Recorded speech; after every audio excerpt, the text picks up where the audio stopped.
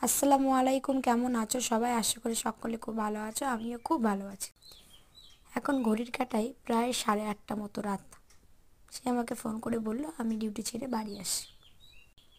রান্নাঘরে এসে দেখি তেমন কিছু নেই নেই যে রান্না করার মতো। বাড়িতে শ্বশুরমশাইও নেই যে আমি তাকে বাজার করে আনতে বলবো।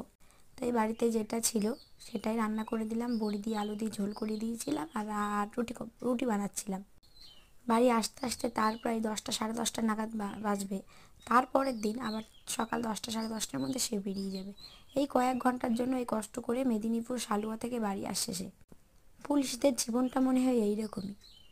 বাড়ি আসার সময় পাই না, আর যেটুকু সময় পাই বেশিরভাগ সময়টা গাড়িতেই পেরিয়ে যায়।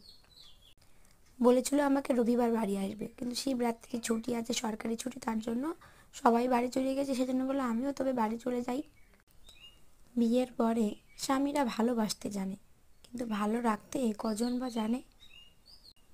শ্বশুরবাড়িতে মেয়েদের তো ভালোবাসার থেকে ভালো রাখার দরকারটা বেশি মনে হয়।